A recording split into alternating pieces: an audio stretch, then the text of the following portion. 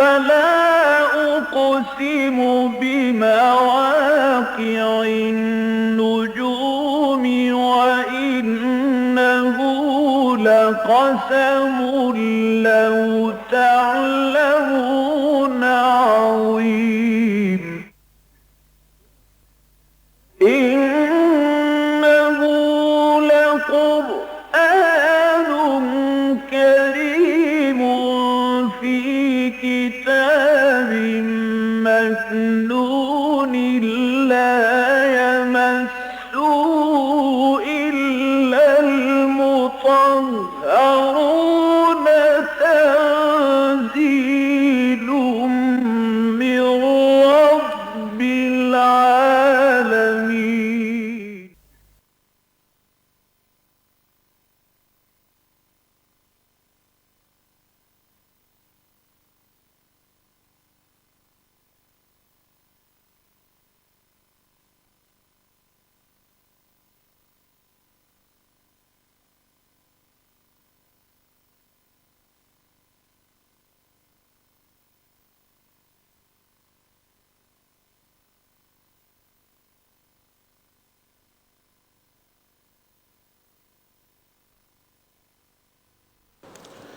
نحمده ونصلي على رسوله الكريم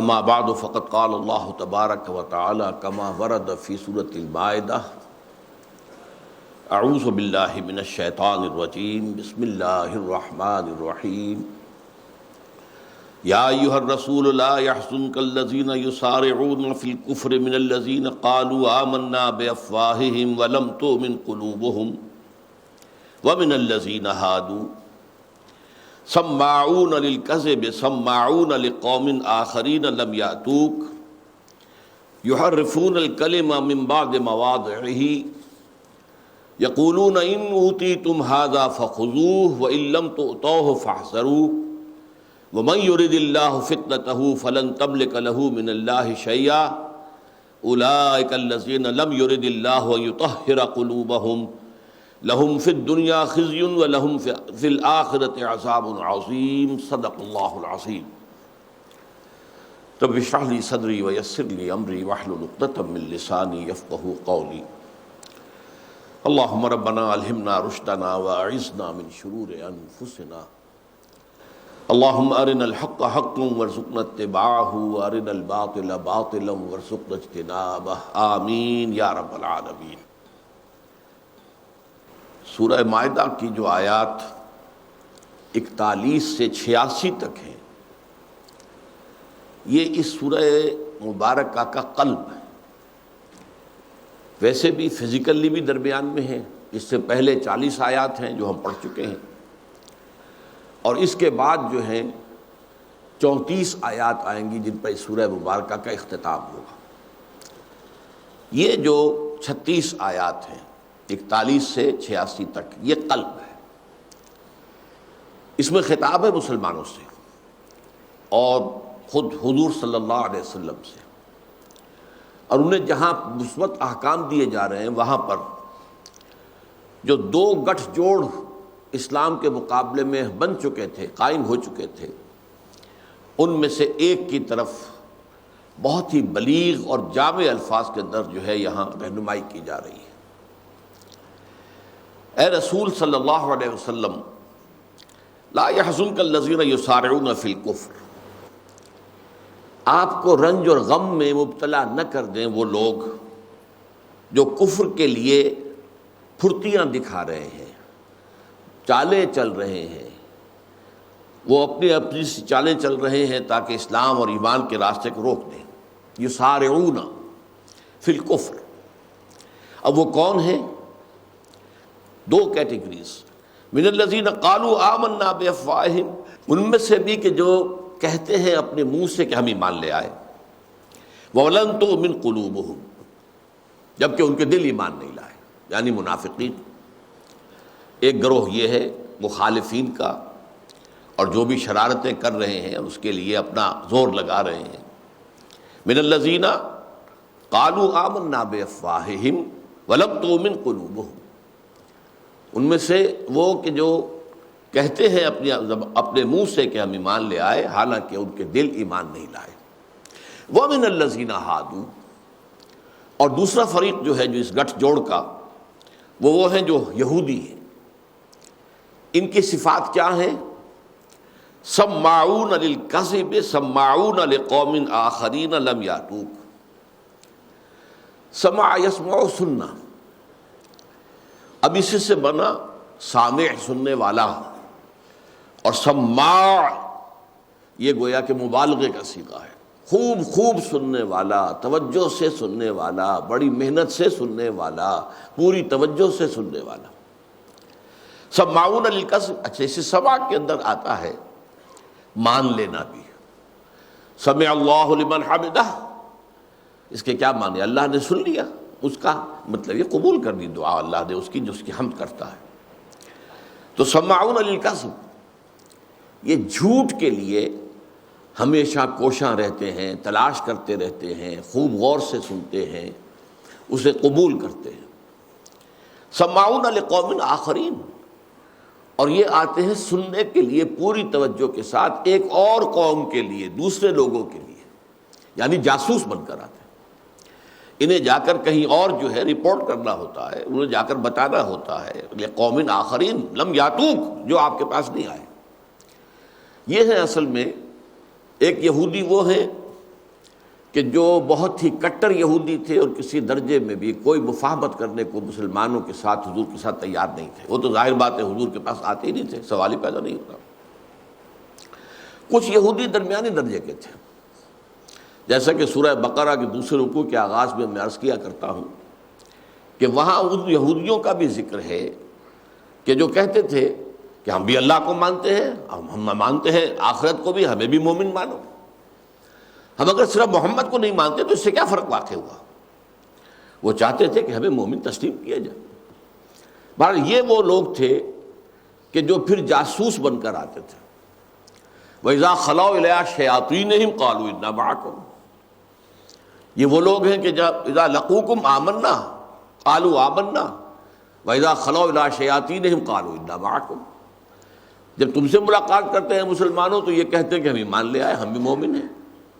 جب اپنے شیطانوں کے پاس جاتے ہیں، شیطان کا لفظ خاص طور پر آیا، سرکشی، انتہائی سرکش، یعنی جو ان کے سب سرکش ہیں، جو بڑے سردار ہیں، ان کے چودھری ہیں، ان کے پاس جاتے ہیں تو کہتے ہیں انا معکم انما نحن مستہزئون، ہم تو آپ کے ساتھی ہیں، ہم کہیں ان پر ایمان نہیں لے آئے ہیں، البتہ ہم تو ان کے ساتھ ہنسی مذاق کر رہے ہیں، ٹھٹول کر رہے ہیں، استہزاء کر رہے ہیں۔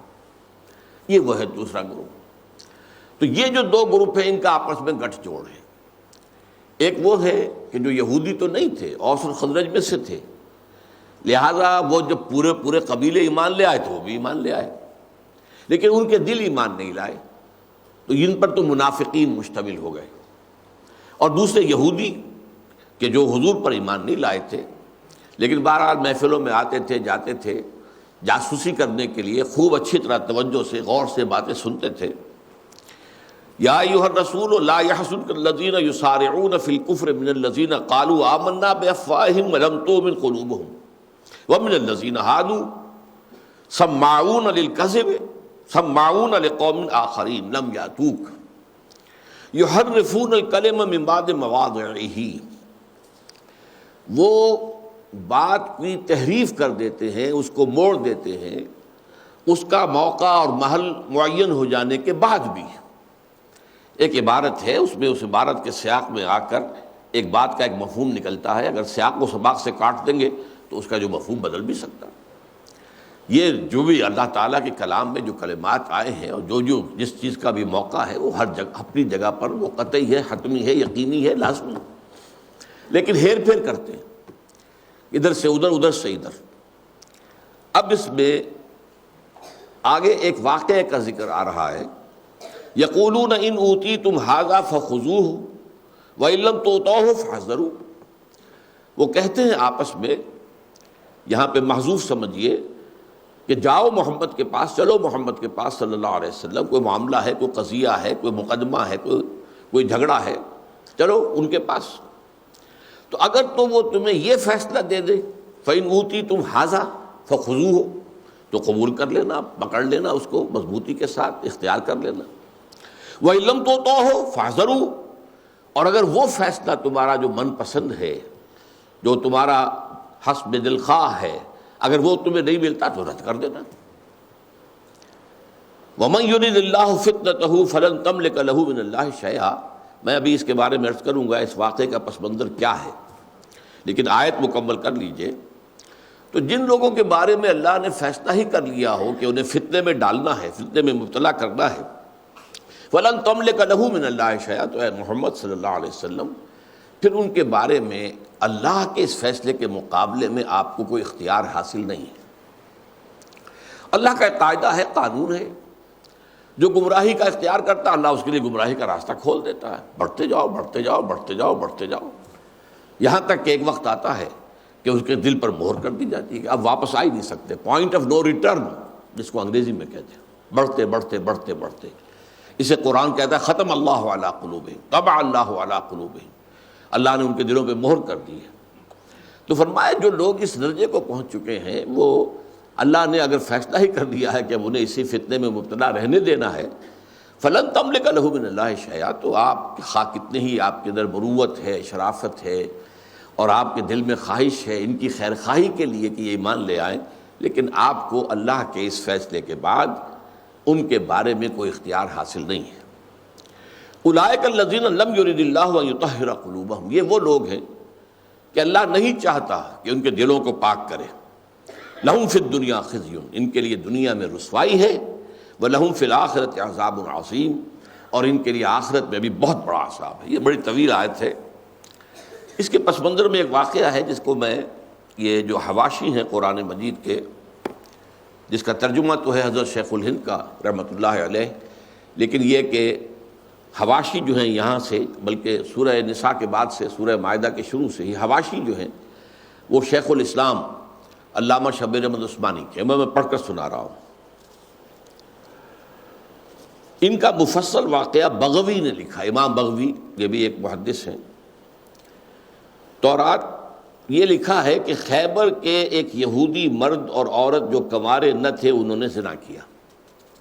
اب معلوم ہوتا ہے کہ یہ چونکہ ویسے بھی معلوم ہے کہ سورہ مائدہ جو ہے مدنی دور کے آخر میں نازل ہونے والی صورتوں میں سے ہے، اس لیے کہ اس میں شریعت اسلامیہ کی تکمیل ہوئی ہے، جس کا بلو پرنٹ سورہ بقرہ میں تھا، اس کے بعد مزید تفاصیل سورہ نساء میں آئی ہیں، اور اس کے بعد جو ہے آخری جو ہے ہر معاملے میں جو آخری احکام ہے وہی صورت میں آئے۔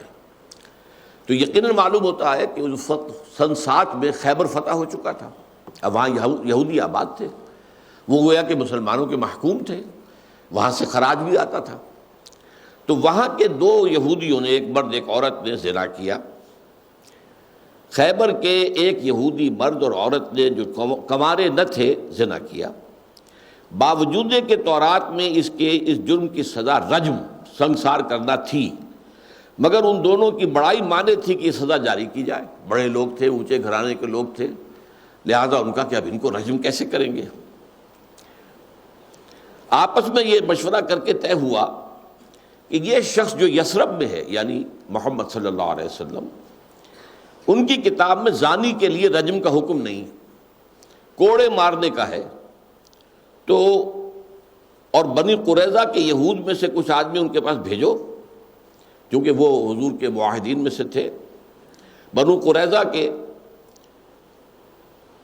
یہود میں سے کچھ آدمی ان کے پاس بھیجو، کیونکہ وہ ان کے ہمسایہ ہیں اور ان سے صلح کا معاہدہ بھی کر چکے ہیں، وہ ان کا خیال معلوم کر لیں گے۔ چنانچہ ایک جماعت اس کام کے لیے روانہ کی گئی کہ نبی اکرم صلی اللہ علیہ وسلم کا اندیہ معلوم کرے کہ یہ زانی محض کی کیا سزا تجویز کرتے ہیں۔ وہ زانی اگر وہ کوڑے مارنے کا حکم دے تو ان پر رکھ کر قبول کر لو، ٹھیک ہے جی یہ فیصلہ محمد کا ہے صلی اللہ علیہ وسلم، اب ظاہر بات ہے حکومت جو ہے مسلمانوں کی ہے اور محمد صلی اللہ علیہ وسلم حکمران ہیں، تو ہم نے وہ فیصلہ جو ہے ان کے حکم کے مطابق جو ہے وہ ہم نے نافذ کر دیا۔ اگر وہ کوڑے مارنے کا حکم دے تو ان پر رکھ کر قبول کر لو کہ ذمہ داری ان پر ہے، رجم کا حکم دے تو مت مانو۔ ان کے دریافت کرنے پر حضور نے فرمایا کہ کیا تم میرے فیصلے پر رضامند ہوگے؟ انہوں نے اقرار کیا۔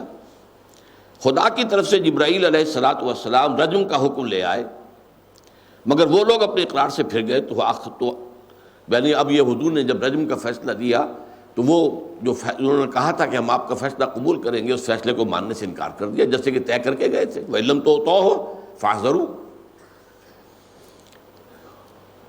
آخر حضور نے فرمایا کہ فدق کا رہنے والا ابن سوریہ تم میں کیسا شخص ہے؟ اب یہ فدق بھی آپ کو معلوم ہے وہی خیبر کے قریب کی ایک بستی تھی۔ باغ فدق کے حوالے سے یہ بہت مشہور ہے ہماری تاریخ میں۔ اس علاقے کے فتح ہو جانے کے بعد فدق کا جو باغ تھا اسے حضور نے اپنے لیے رکھ لیا تھا کہ اس کی جو آمدنی ہے وہ آپ اپنے اہل و عیال کے لیے اختیار کریں گے۔ اور حضرت فاطمہ رضی اللہ تعالی عنہا نے حضور کے انتقال کے بعد دعویٰ کیا کہ یہ وراثت میں مجھے منتقل ہو جانا چاہیے باغ۔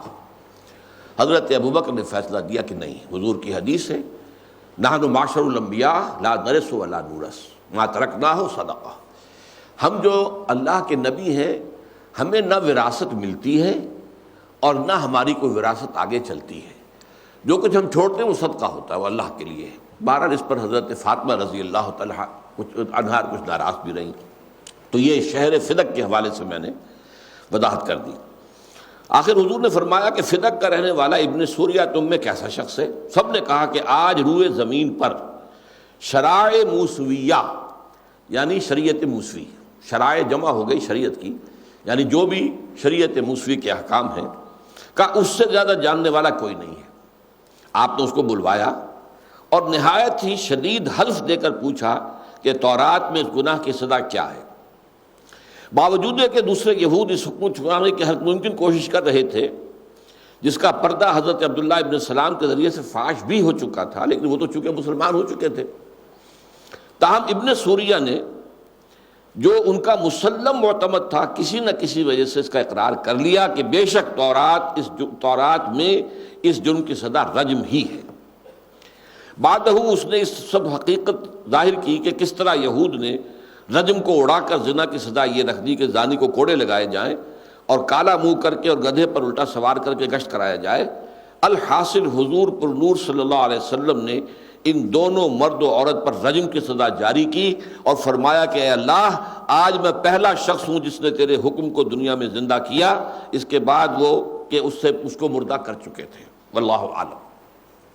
یہ ہے وہ قضیہ جس کے بارے میں ان کا یہ طرز عمل بیان ہوا ہے۔ یقولون ان اوتیتم ھذا فخذوہ، انہوں نے یہ طے کر لیا تھا کہ اگر تو یہ فیصلہ دے دیں کہ کوڑے لگاؤ تو ٹھیک ہے، کر دینا قبول، کسی ہے جی محمد کا فیصلہ ہے صلی اللہ علیہ وسلم۔ وَإِن لَّمْ تُؤْتُوهُ فَاحْذَرُوا، اور اگر وہ فیصلہ نہ ہو تو مت قبول کرنا۔ وَمَن يُرِدِ اللَّهُ فِتْنَةً فَلَن تَمْلِكَ لَهُ مِنَ اللَّهِ شَيْئًا، تو اے نبی اللہ نے جس کو فتنے میں رکھنے کا فیصلہ کر دیا ہو آپ کو اس کے بارے میں اللہ کے اس فیصلے کے بعد کوئی اختیار حاصل نہیں ہے۔ اولئک الذین لم یرد اللہ ان یطہر قلوبہم، یہ وہ لوگ ہیں کہ اللہ نہیں چاہتا کہ ان کے دلوں کو پاک کرے۔ لہم فی الدنیا خزی، دنیا میں بھی ان کے لیے رسوائی ہے۔ وَلَهُمْ فِي الْآخِرَةِ عَذَابٌ عَظِيمٌ، اور آخرت میں ان کے لیے عذاب عظیم ہے۔ سماعون للکذب اکالون السحت، سماعون للکذب کی وضاحت پہلے ہو چکی ہے۔ اکالون للسحت، حرام کو کھانے والے، ٹوٹ پڑنے والے حرام پر۔ اکال، اکلا یاکلو کھانا، آکلن کھانے والا، اکال یہ بھی اسی وزن پر، فعال کے وزن پر مبالغہ، یعنی جیسے کھانے پر ٹوٹ پڑتا ہے انسان۔ اکالون، اور کھاتا ہے پیٹ بھر کے، کیا بلکہ حلق تک پر کرتا ہے اپنا، اس کا فرمایا یہ سحت، حرام کو کھانے میں اس قدر جری ہے، بے باک ہے۔ فَإِن جَاءُوكَ فَاحْكُم بَيْنَهُمْ أَوْ أَعْرِضْ عَنْهُمْ، تو اے نبی اگر یہ آپ کے پاس آئیں تو آپ چاہیں تو اس کے مابین فیصلہ کریں اور چاہیں تو اعراض کر لیں، کہہ دیں بھائی نہیں ٹھیک ہے تمہارا معاملہ تم طے کرو، تم مسلمان تو ہو نہیں، تم میرے پاس کائے کو آئے ہو، تو آپ اگر ویسے چاہیں تو فیصلہ کر دیں۔ فَإِن جَاءُوكَ فَاحْكُم بَيْنَهُمْ أَوْ أَعْرِضْ عَنْهُمْ وَإِن تُعْرِضْ عَنْهُمْ لَمْ يَضُرُّوكَ شَيْئًا، اور اگر آپ انکار کر دیں گے، اعراض کر دیں گے، آپ کہیں گے کہ نہیں میں تمہارے اس معاملے میں فیصلہ نہیں بننا چاہتا، تو یہ آپ کو ہرگز کوئی نقصان نہیں پہنچا سکیں گے۔ یعنی اگرچہ واویلا کریں گے، دیکھو جی یہ تو نبی ہونے کے مدعی ہیں، رسول ہونے کے مدعی ہیں، اور ہم ایک مقدمہ لے کر گئے، ہم نے چاہا کہ فیصلہ کریں، انصاف کریں، اور وہ ہمارا مقدمہ جو ہے سننے کو تیار نہیں، تو یقیناً انہوں نے پروپیگنڈا کرتے، لیکن یہ کہ اے نبی اس سے آپ خائف نہ ہو، یہ آپ کو کوئی نقصان نہیں پہنچا سکتے۔ وَإِنْ حَكَمْتَ فَاحْكُم بَيْنَهُمْ بِالْقِسْطِ، اور اگر آپ فیصلہ کرنے کا اختیار ہے آپ کو، اگر آپ فیصلہ کریں تو پھر ان کے مابین عدل کے ساتھ، قسط کے ساتھ فیصلہ کیجئے۔ ان اللہ یحب المقسطین، اس لیے کہ اللہ تعالیٰ یقیناً انصاف کرنے والوں کو پسند کرتا ہے۔ وَكَيْفَ يُحَكِّمُونَكَ وَعِندَهُمُ التَّوْرَاةُ، اور یہ کیسے آپ کو حکم بناتے ہیں، ان کی مدنیتیں تو خود ظاہر ہے، یہ اگرچہ آپ کو نبی نہیں مانتے، رسول نہیں مانتے۔ وَكَيْفَ يُحَكِّمُونَكَ وَعِندَهُمُ التَّوْرَاةُ، ان کے پاس تورات موجود ہے۔ فِيهَا حُكْمُ اللَّهِ، اس میں اللہ کا حکم درج ہے۔ وہ شریعت موسوی کے اندر جو ہے شادی شدہ جو لوگ ہوں اور زنا کریں ان کے لیے سزا جو ہے وہ رجم ہے۔ کیف یحکمونک وعندہم التوراۃ فیہا حکم اللہ ثم یتولون من بعد ذلک، وہ اس کے باوجود جو ہے روگردانی کرتے ہیں۔ وما اولئک بالمؤمنین، اور یہ لوگ ہرگز ایمان لانے والے نہیں ہیں۔ اب اس کے بعد جو یہ رکوع آ رہا ہے 7واں اس سورہ مبارکہ کا، یہ اور اس کے بعد 8واں رکوع، یہ اہم ترین ہے۔ ویسے تو میں نے عرض کیا 41ویں آیت سے لے کر یہاں تک بھی یہ اس قلب سورہ مائدہ کا حصہ ہے، لیکن اب جو مضمون آ رہا ہے یہ در حقیقت اس سورہ مبارکہ کا اس اعتبار سے اہم ترین حصہ ہے کہ اس میں بہت ہی بنیادی باتیں جو ہے شریعت کے بارے میں، تشریع کے بارے میں، قانون سازی کے بارے میں اور دین کی بنیادی باتیں جو ہیں ان کے ذمن میں آ رہی ہیں۔ انا انزلنا التوراۃ، ہم نے ہی نازل کیا تھا تورات کو، فیہا ہدی و نور، اس میں ہدایت بھی تھی، رہنمائی بھی تھی، نور بھی تھا، روشنی تھی، راستہ دکھانے والی بات تھی۔ یحکم بہ النبیون الذین اسلموا، اس کے مطابق فیصلے کرتے تھے وہ انبیاء جو اللہ کے حکم بردار تھے، فرما بردار تھے۔ آپ کو معلوم ہے جو حدیث میں نے بارہا سنائی ہے کہ بنی اسرائیل، کانت بنو اسرائیل تسوسهم الانبیاء، ان کی سیاست اور ان کی جو قومی جو معاملات تھے وہ انبیاء کے ہاتھوں میں ہوتے تھے۔ کلما ہلک نبی خلفہ نبی، جیسے ہی کسی نبی کا انتقال ہوتا تھا کوئی دوسرا نبی اس کی جگہ آ جاتا تھا۔ تو گویا کہ نبی فیصلے کرتے تھے للذین ہادو، ان لوگوں کے لیے کہ جو یہودی بن گئے تھے، ان کے معاملات میں فیصلے کرتے تھے وہ انبیاء، والربانیون والاحبار، انبیاء بھی کرتے تھے اور وہی فیصلے تورات کے مطابق ان کے ربانی بھی کرتے تھے۔ ربانیون، ربائس جنہیں آج کل کہا جاتا ہے، ربائس، یہ ان کے در حقیقت روحانی رہنما، والاحبار یہ ان کے علماء، جیسے ہمارے ہاں صوفیہ اور علماء، تو اسی طریقے سے وہاں پر ربانیین، ربانیون والاحبار، حبر کہتے ہیں بہت بڑے عالم کو، احبار ان کے عالم تھے۔ جو ہمارے ہاں علماء اور صوفیہ کی تفریق ہوئی ہے وہ ان کے ہاں پہلے سے تھی۔ بِمَسْتُحْفِظُوا مِنْ كِتَابِ اللَّهِ وَكَانُوا عَلَيْهِ شُهَدَاءَ، بسبب اس کے کہ انہیں پہرے دار بنایا گیا تھا، محافظ بنایا گیا تھا اللہ کی کتاب کا، اور وہ اس پر گواہ بھی تھے۔ اب یہاں ایک بہت پیارا نکتہ ہے، بہت اہم ہے۔ اللہ تعالیٰ نے تورات اور انجیل کی حفاظت کا ذمہ خود نہیں لیا، اس کی حفاظت کا ذمہ ان کے علماء کے حوالے۔ قرآن مجید کے لیے آیا ہے انا نحن نزلنا الذکر وانا لہ لحافظون، ہم ہیں اس کے محافظ۔ تو ان احبار نے اور ان ربانیین نے وقتی مصلحتیں دیکھ کر، اپنے مفادات دیکھ کر یا کسی دباؤ کے تحت اللہ تعالیٰ کی اس شریعت کے اندر جو ہے وہ ترمیمیں کی، کتاب میں تحریفیں کی۔ بِمَسْتُحْفِظُوا، ان سے طلب کی گئی تھی کہ وہ حفاظت کریں گے اس اللہ کی کتاب کی۔ وَكَانُوا عَلَيْهِ شُهَدَاءَ، اور وہ اس پر خود گواہ تھے کہ ان کا اللہ کے ساتھ یہ عہد ہے، ہم محافظ ہیں اللہ کی کتاب کے، اللہ کے قانون کے، اللہ کی شریعت کے۔ فَلَا تَخْشَوُا النَّاسَ وَاخْشَوْنِی، تو اے مسلمانوں مت ڈرو ان لوگوں سے، ڈرو مجھ سے۔ وَلَا تَشْتَرُوا بِآيَاتِي ثَمَنًا قَلِيلًا، اور مت خریدو اور اختیار کرو اور قبول کرو میری آیات کے عوض حال چھوٹی چھوٹی جو ہیں قیمتیں، دنیاوی معاملات کو سامنے رکھتے ہوئے، مصلحتوں کو سامنے رکھتے ہوئے، کوئی اور مفادات کو سامنے رکھتے ہوئے، کسی دباؤ کو قبول کرتے ہوئے ہماری آیات کا سودا نہ کرو۔ وَمَن لَّمْ يَحْكُم بِمَا أَنزَلَ اللَّهُ فَأُولَٰئِكَ هُمُ الْكَافِرُونَ، اور جو فیصلے نہیں کرتے اس کے مطابق کہ جو اللہ نے نازل کیا ہے تو وہی تو کافر ہے۔ اب یہ آیت جو ہے جو ابھی آج بھی اب دیکھیں گے کہ 3 دفعہ یہ مضمون آئے گا۔ اہم ترین مضامین میں سے حکم بما انزل اللہ. اچھا، حکم کا لفظ بہت جامع ہے. کسی معاملے میں فیصلہ کرنا، حکم بننا، یہ بھی حکم ہے. کسی معاملے میں کوئی رائے قائم کرنا، یہ بھی حکم ہے. یہ حکم ہے اندر، باطن کے اندر آپ ایک رائے قائم کرتے ہیں، تو یہ حکم جو ہے یہ ان دونوں کے اعتبار سے کہ پہلے تو اللہ کا کلام، اللہ کی شریعت، اللہ کا قانون جو ہے اس طریقے سے انسان کے اندر اتر جائے، اس کے ذہن کا اور اس کے یوں سمجھیے کہ اس کے قلب کا ایک حصہ بن جائے، اور اس کے بعد پھر وہ ظاہر ہوگا تو وہ حکم ہوگا جو کہ خارجی ہوگا، فیصلہ کرنا، فتویٰ دینا، حکم لگانا. وَمَن لَّمْ يَحْكُم بِمَا أَنزَلَ اللَّهُ فَأُولَٰئِكَ هُمُ الْكَافِرُونَ. اب اس آیات کو ذہن میں رکھیے اور یہ سمجھیے کہ یہ مجھ پر اور آپ پر بھی منطبق ہو رہی ہے. شریعت الہی نافذ نہیں ہے ہمارے ہاں، بلکہ پوری دنیا میں کہیں بھی نہیں. کچھ تھوڑے سے جزوی احکام جو ہیں، کچھ وہ حنبلی فقہ کے مطابق سعودی عرب میں ہے، اور کچھ جعفری فقہ کے مطابق جو ہے ایران میں ہے. پورا دین اللہ کا جو ہے وہ تو قائم نہیں ہے. سارے فیصلے تو اللہ کی شریعت کے تحت نہیں ہوتے. وَكَتَبْنَا عَلَيْهِمْ، اور ہم نے ان پر واجب کر دیا تھا، لکھ دیا تھا، فیہا، اس تورات میں، اس کتاب میں، ان النفس بالنفس، کہ جان کے بدلے میں جان ہوگی. قاتل وہ اس کو قتل کیا جائے گا.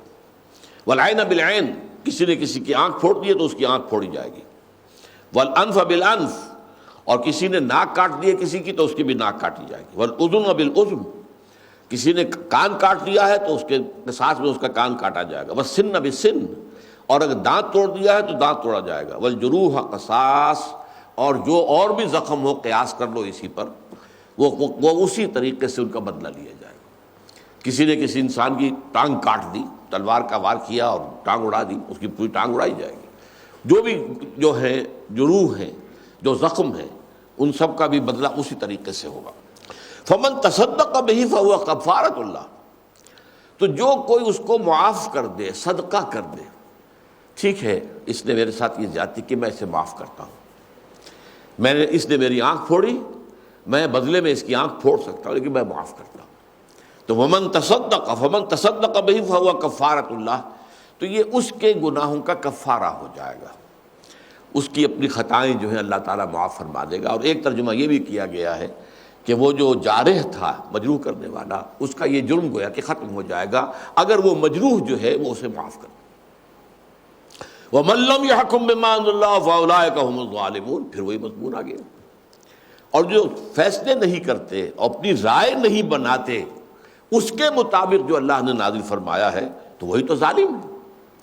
اور ظالم یہاں مشرک کے معنی میں ہے، اس لیے کہ جب قرآن مجید کے اندر آیات نازل ہوئی کہ کیا تم جانتے ہو ای الفریقین احق بالامن ان کنتم تعلمون، بتاؤ دو فریقوں میں سے امن کا حقدار زیادہ کون ہے، اطمینان، امن. ایک وہ لوگ ہیں جو مشرک ہیں، الذین آمنوا، وہ نہیں، الذین آمنوا وہ لوگ کہ جو ایمان لائے اور پھر انہوں نے اپنے اس ایمان میں ظلم کی کوئی آلائش شامل نہیں ہونے دی. اولئک لہم الامن، ان کے لیے امن ہے. تو صحابہ بہت پریشان ہوئے کہ حضور ایسا کون شخص ہوگا جس نے کوئی ظلم نہیں کیا.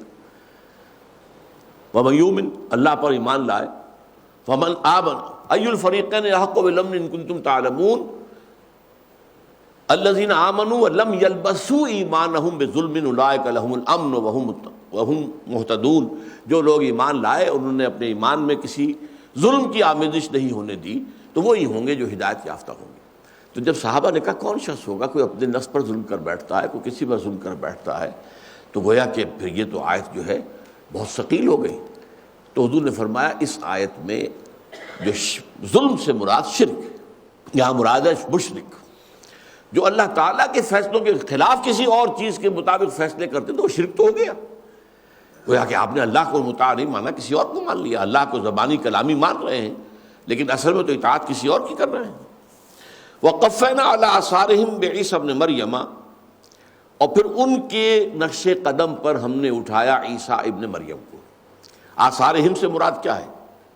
وہ جو فرما نبیون والربانیون والاحبار، وہ جو انبیاء تھے بنی اسرائیل کے اور ان میں سے جو واقعتاً مخلص اور واقعی صحیح معنی میں ان کے جو روحانی پیشوا تھے، اور وہ کہ جو بڑے عالم تھے کہ جو واقعتاً صحیح فیصلے کرتے تھے، بے مستحفظوا من کتاب اللہ، انہی کے حوالے اللہ نے کیا تھا اپنی کتاب کی حفاظت کو. تو یہ ہم وہ اس کے معنی میں ہے وقفینا علی آثارہم، انہی کے نقش قدم پر ہم نے اٹھایا عیسیٰ ابن مریم کو. مصدقا لما بین یدیہ من التوراۃ، وہ تصدیق کرتے ہوئے آئے تھے اس کی جو ان کے سامنے تورات میں سے موجود تھا. اب یہ مصدقاً دو معنی اس کے ہیں. ایک تو یہ کہ تورات میں یہ لکھا ہوا تھا یا اس کے بعد کے انبیاء کے صحیفوں میں کہ ایک مسیح آئے گا جو تمہیں تمہاری جو خباثتیں ہیں ان سے بھی اور جو دنیا میں ذلت و رسوائی ہے اس سے نجات دلائے گا. اس کا مصداق بن کر، ان خبروں کا مصداق بن کر، ان پیشین گوئیوں کا مصداق بن کر حضرت عیسیٰ ابن مریم آئے. اور دوسرے یہ کہ حضرت عیسیٰ نے تورات کی تصدیق کی، اور یہاں تک فرمایا آج بھی انجیل میں موجود ہے کہ تم پر، جو بھی میرے ماننے والے ہیں یعنی عیسائیوں پر جو اپنے آپ کو بعد میں جنہوں نے نصارہ کہا ہے، تم پر بھی شریعت موسوی لاگو رہے گی. شریعت تورات کی شریعت جو ہے، قانون تم پر بھی نافذ کیا جائے گا. مصدقا لما بین یدیہ من التوراۃ وآتیناہ الانجیل، اور ہم نے اس پر مزید اسے انجیل عطا کی. یہ میں بار بار عرض کر چکا ہوں کہ تورات کتاب کا لفظ آتا ہے، انجیل کے لیے لفظ حکمت آتا ہے. انجیل میں قوانین نہیں ہیں، قوانین تورات ہی کے تھے، البتہ اس کے اندر روحانی تعلیمات ہیں، اور اس کے اندر جو اصل حکمت ہے احکام کی، ان کے اوپر توجہ دلائی گئی ہے کہ تم نے صرف لفظوں کو پکڑا ہوا ہے، ان لفظوں کے پردے میں جو حکمتیں ہیں ان کو تم چھوڑ بیٹھے ہو. تو فرمایا وہ ہم نے ان کو انجیل عطا کی، فیہ ھدی و نور، اس انجیل میں بھی ہدایت بھی تھی، نور بھی تھا. ومصدقا لما بین یدیہ من التوراۃ وھدی وموعظۃ للمتقین، اور وہ انجیل بھی تصدیق کرتے ہوئے آئی تھی اس کی کہ جو اس کے سامنے موجود تھا اس سے پہلے تورات میں سے، اور ہدایت بھی تھی اور موعظہ، یہ واعظ جو ہے یہ خاص حکمت بھی ہے.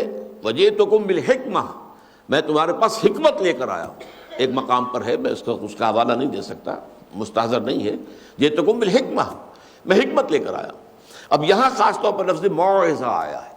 واعظ جو ہے واقعتاً یہ ہے کہ جو سیدنا مسیح علیہ السلام کے جو مواعظ ہیں انجیل کے اندر، میرے نزدیک دنیا میں ان سے اوپر کا کوئی واعظ ممکن نہیں. اسپیشلی جو متی کی انجیل ہے، gospel of the Lord according to Saint Matthew, اس میں جو پہاڑی کا واعظ ہے، سرمن آف دی ماؤنٹ، میرے نزدیک تاریخ انسانی میں کوئی واعظ اس کا ہم پلہ نہیں. حضور کے بارے میں ہمیں معلوم ہے آپ واعظ کہتے ہی نہیں تھے، آپ تو قرآن پڑھ کر سناتے تھے. اللہ اللہ خیر صلی اللہ. خطبہ جمعہ ہے تو اس میں قرآن پڑھتے تھے. خطبہ نکاح ہے تو 4 آیتیں قرآن مجید کی اس کے اندر لگا دی ہیں. وہ سارا کام جو ہے، قرآن مجید موعظہ بھی ہے، قرآن مجید حکمت بھی ہے، قرآن مجید کتاب بھی ہے. تو کتاب اور حکمت دونوں جمع ہیں قرآن کے اندر. لیکن تورات میں صرف قانون تھا، احکام تھے، اور انجیل میں صرف حکمت اور موعظہ، موعظۃ للمتقین، نصیحت ان لوگوں کے لیے جو تقویٰ کی روش اختیار کرنے والے ہیں.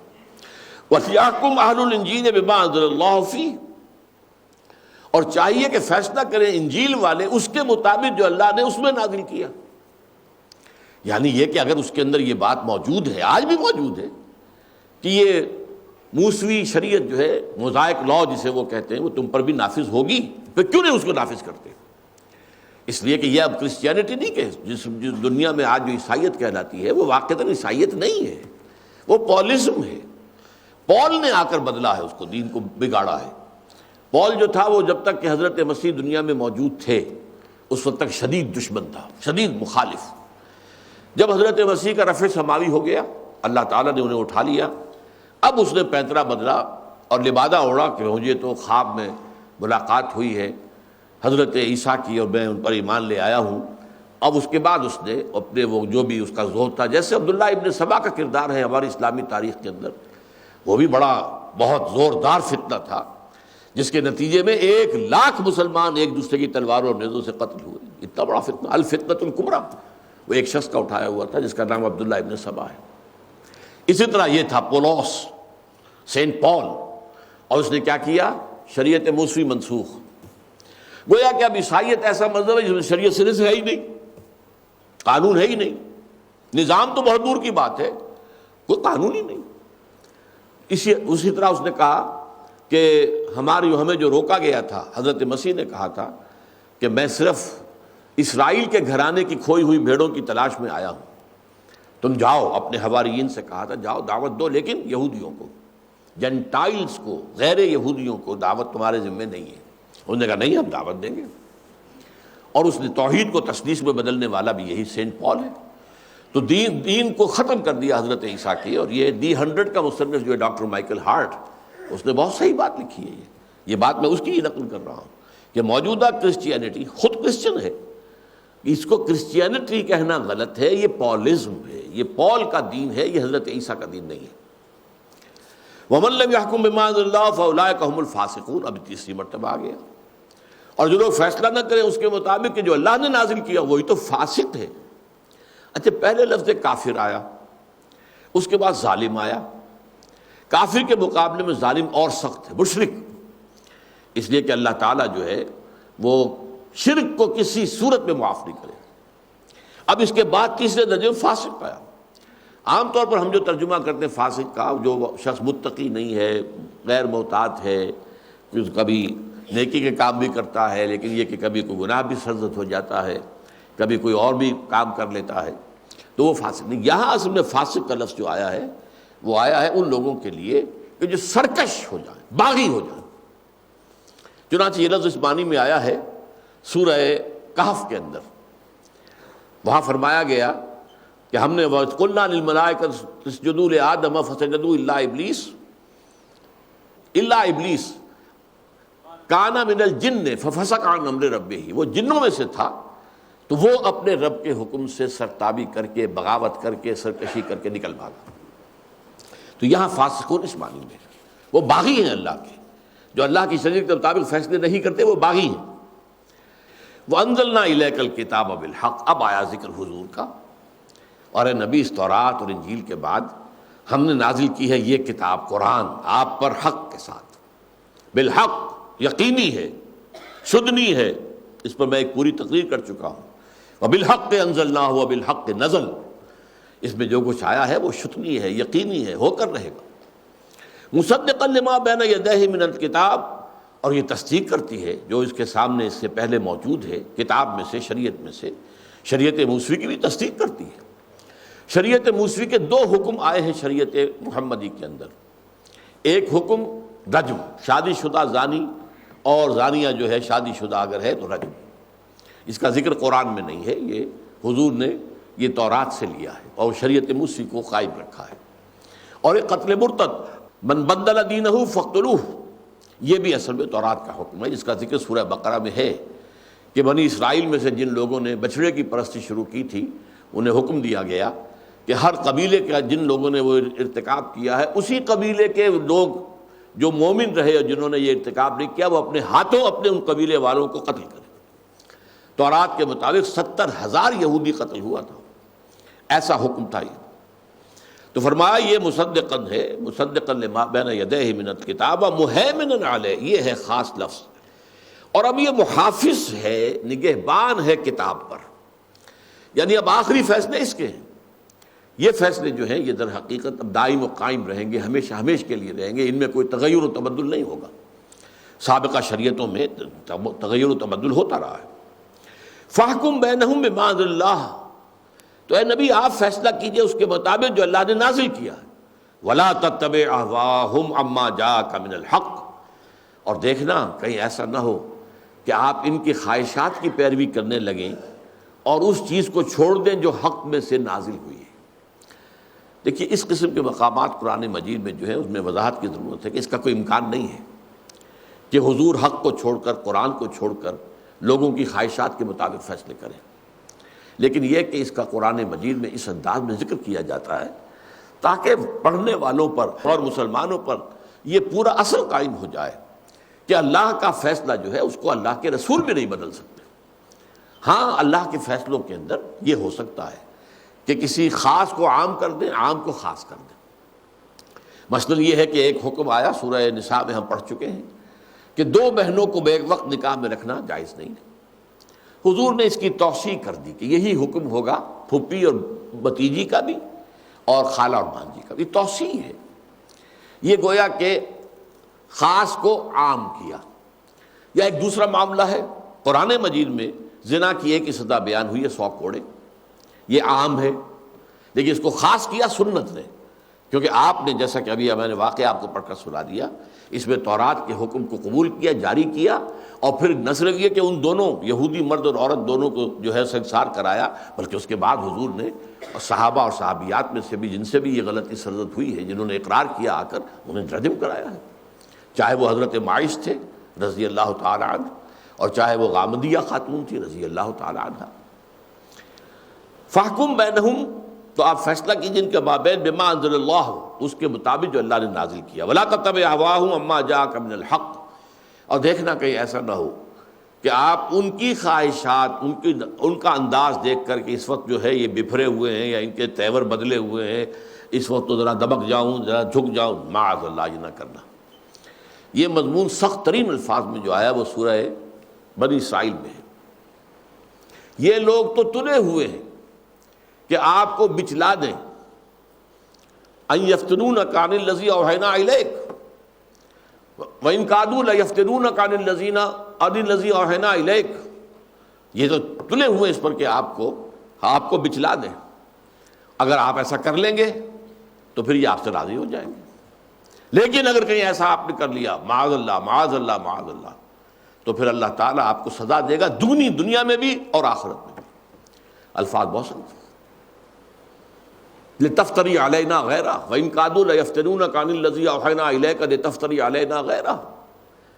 اور اس صورت میں یہ دوست بنا لیں گے آپ کو اپنا، آپ کے ساتھ مصالحت کر لیں گے.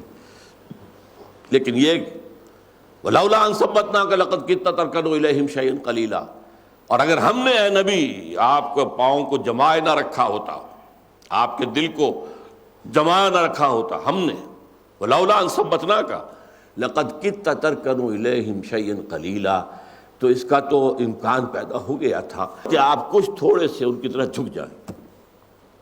اذا لازقناک ضعف الحیات و ضعف الممات، اگر خدا نہ خواستہ ایسا ہو جاتا تو ہم آپ کو مزہ چکھاتے سزا کا، دوہری دنیا میں بھی اور آخرت میں بھی. وہی بات یہاں کہی گئی ہے، فاحکم بینہم بما انزل اللہ ولا تتبع اہواہم عما جاءک من الحق لکل جعلنا منکم شرعۃ ومنہاجا. یہ آیت بہت اہم ہے، اس پر بہت کم توجہ اصل میں صرف ہوئی ہے، اس کا حق بھی ادا نہیں ہوا. وہ کیا ہے؟ تم میں سے ہر ایک کے لیے ہم نے ایک شریعت مقرر کی ہے اور ایک منہاج مقرر کیا. عام طور پر منہاج کے معنی بھی شریعت کر لیے جاتے ہیں. عام طور پر لوگ یہ سمجھتے ہیں الرحمن الرحیم، جیسے کہتے ہیں گورا چٹا، تو یہ چٹا کا لفظ جو ہے یہ صرف گورے کی مزید تاکید کے لیے آ جاتا ہے، گورا چٹا. تو کالا کلوٹا، اسی طریقے سے یہ ہے الرحمن. نہیں، اس کے معنی جو ہے مختلف ہے، اور وہ اگر نہیں سمجھ میں آئے تو اس طریقے کی تعبیر صحیح نہیں ہے. یہاں پر محض زور خطابت میں اور صرف زور کلام کے لیے قرآن مجید میں کوئی لفظ نہیں آیا. شرعۃ و منہاج اگرچہ لفظی طور پر ان کا مفہوم ایک ہی ہے.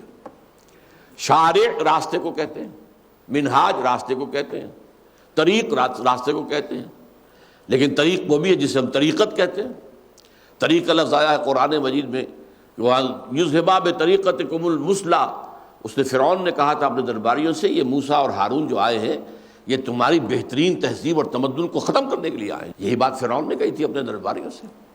تو یہاں پر جو لفظ آیا ہے اگرچہ معنن ایک ہے، مفہوم دو ہے.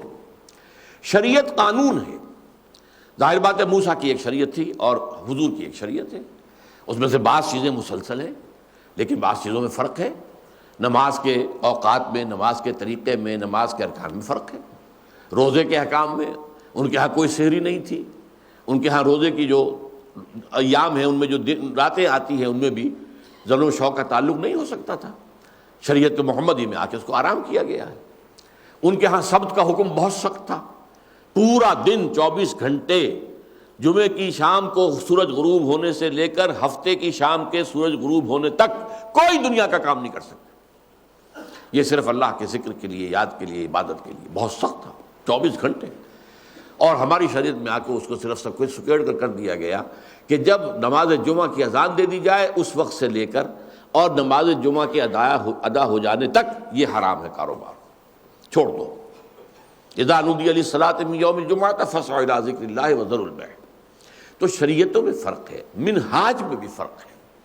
اس پر میں نے ایک مرتبہ مفصل تقریر کی تھی، تنظیم اسلامی کا اینول سیشن تھا کراچی میں، اس میں منہاج طریق کو کہتے ہیں، طریقہ کار، لاہ عمل، اور وہ یقیناً نبیوں اور رسولوں کا مختلف نظر آتا ہے۔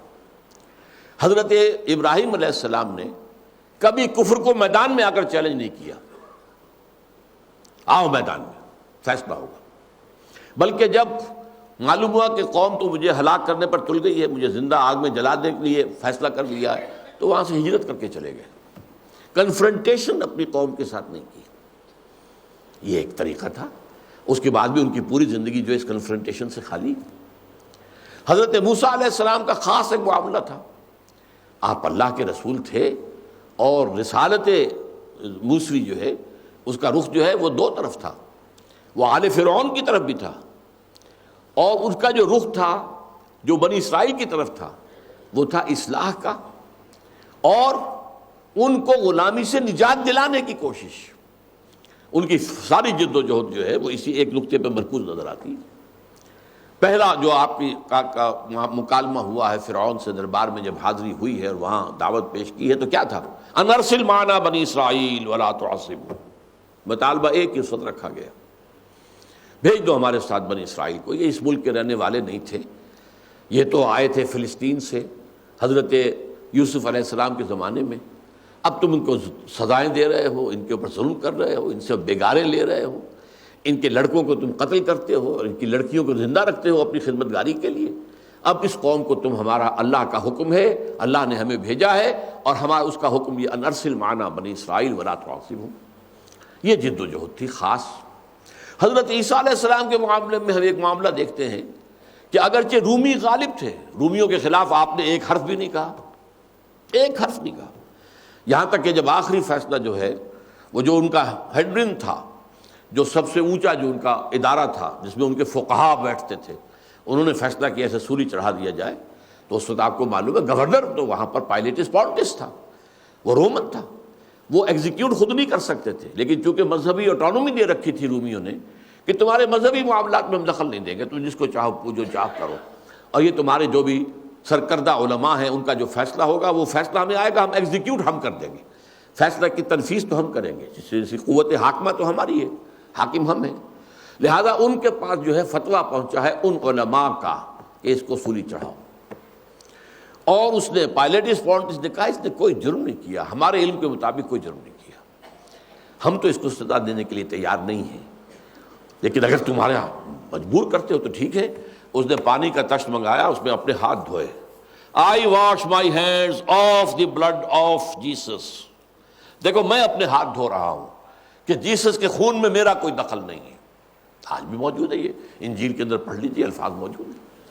تو در حقیقت یہ معاملہ تھا کہ حضرت عیسیٰ نے کبھی کوئی بغاوت کی کوشش نہیں کی، بلکہ ایک عجیب نکتہ ہے، مجھے وقت کا احساس ہو رہا ہے، حضرت مسیح کو گرفتار کرانے والا جو تھا جوڈاس اسکیریوٹ، اس کا تعلق ان زیلوٹس سے تھا کہ جو ایک خفیہ تنظیم کی حیثیت سے ایک تیاری کر رہے تھے رومنز کو ختم کرنے کی اور رومی حکومت کو ختم کرنے کی، یہ زیلوٹس کہلاتے ہیں۔ برابا جس کو ڈاکو کہا جاتا ہے، باربس ان کا سربراہ تھا، اور یہ جو ہے جوڈاس اسکیریوٹ اس کا اہم کارکن تھا، لیکن وہ حضرت مسیح کے ساتھ شامل ہو گیا۔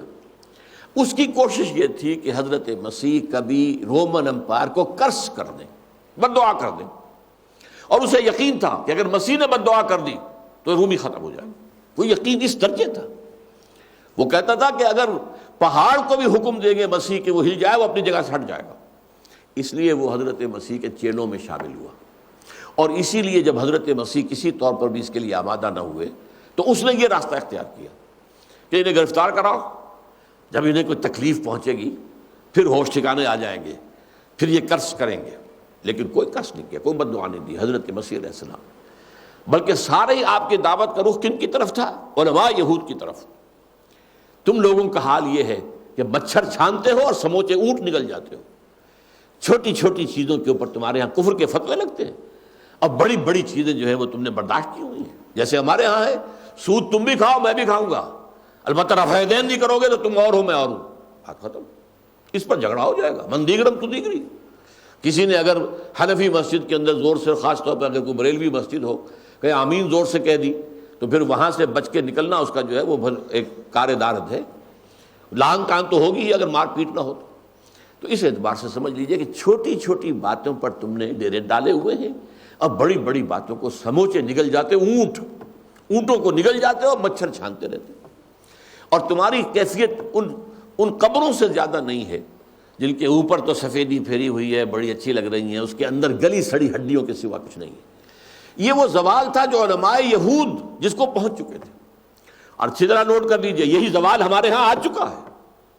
ہمارے ہاں بھی علماء جو کہلاتے ہیں نام نہاد، ان کی اکثریت جو ہے وہ علماء سو پر مشتمل ہے، علماء حق نہیں.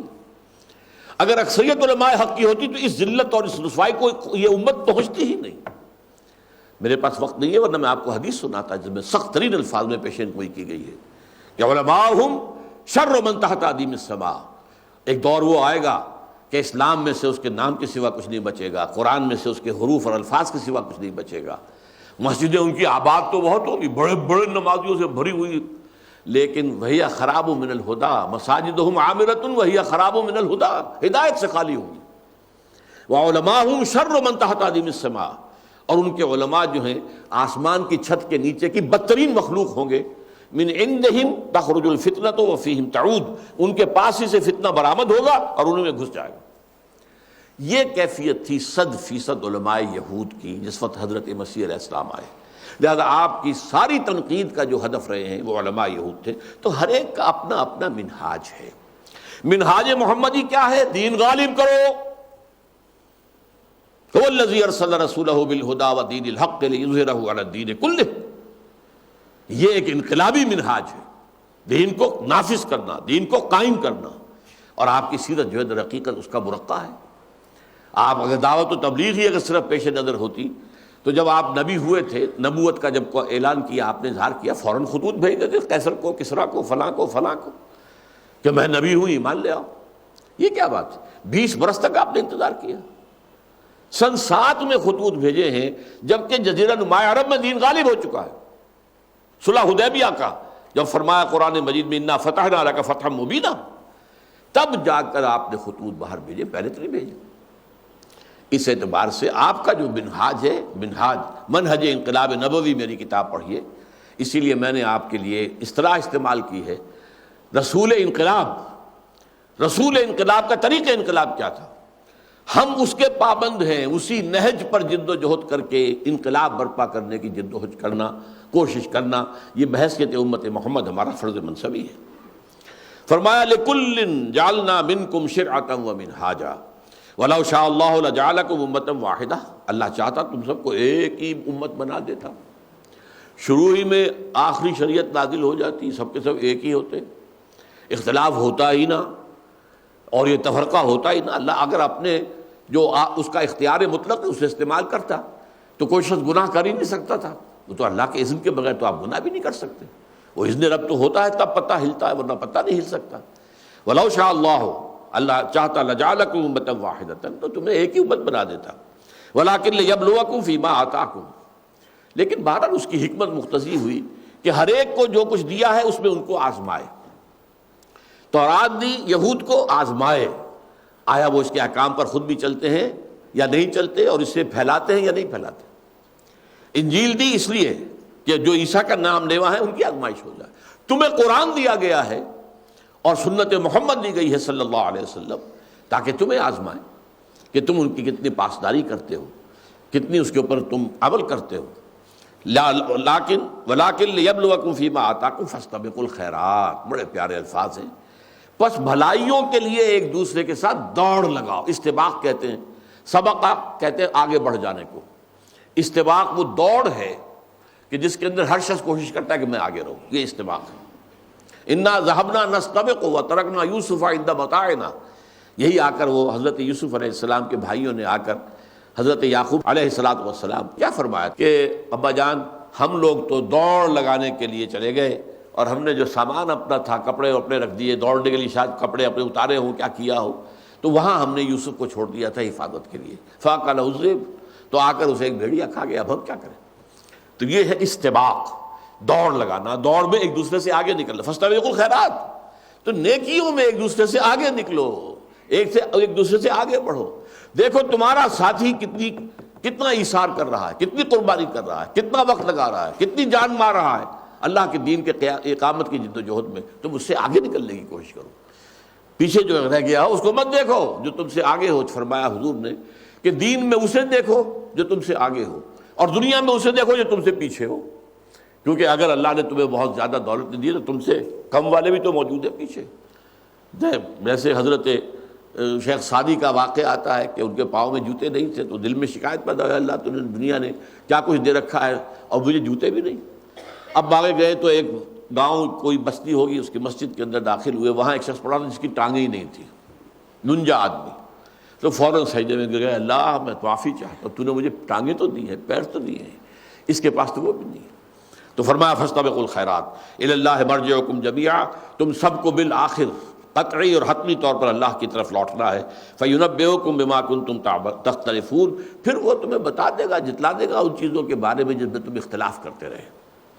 وَأَنِ احْكُم بَيْنَهُم بِمَا أَنزَلَ اللَّهُ، دیکھیے دوبارہ تاکید، پہلے اس بہت سخت الفاظ میں وَلَا تَتَّبِعْ أَهْوَاءَهُمْ عَمَّا جَاءَكَ مِنَ الْحَقِّ فَاحْكُم بَيْنَهُم بِمَا أَنزَلَ اللَّهُ وَلَا تَتَّبِعْ أَهْوَاءَهُمْ عَمَّا جَاءَكَ مِنَ الْحَقِّ، یا پھر فرمایا وَأَنِ احْكُم بَيْنَهُم بِمَا أَنزَلَ اللَّهُ وَلَا تَتَّبِعْ أَهْوَاءَهُمْ وَاحْذَرْهُمْ أَن يَفْتِنُوكَ عَن بَعْضِ مَا أَنزَلَ اللَّهُ إِلَيْكَ، اور چوکس رہیے، چوکنے رہیے، مبادا یہ لوگ آپ کو منحرف کر دیں، آپ کو منحرف کر دیں اس چیز سے کہ جو اللہ تعالیٰ نے نازل کی ہے، اس میں سے کچھ چیزوں کی، جیسا کہ میں نے ابھی آیت آپ کو سنائی وَإِن كَادُوا لَيَفْتِنُونَكَ عَنِ الَّذِي أَوْحَيْنَا إِلَيْكَ لِتَفْتَرِيَ عَلَيْنَا غَيْرَهُ وَإِذًا لَّاتَّخَذُوكَ خَلِيلًا وَلَوْلَا أَن ثَبَّتْنَاكَ لَقَدْ كِدتَّ تَرْكَنُ إِلَيْهِمْ شَيْئًا قَلِيلًا إِذًا لَّأَذَقْنَاكَ ضِعْفَ الْحَيَاةِ وَضِعْفَ الْمَمَاتِ ثُمَّ لَا تَجِدُ لَكَ عَلَيْنَا نَصِيرًا، پھر کوئی نہیں ہوگا تمہارا مددگار ہمارے مقابلے میں تمہیں بچانے والا۔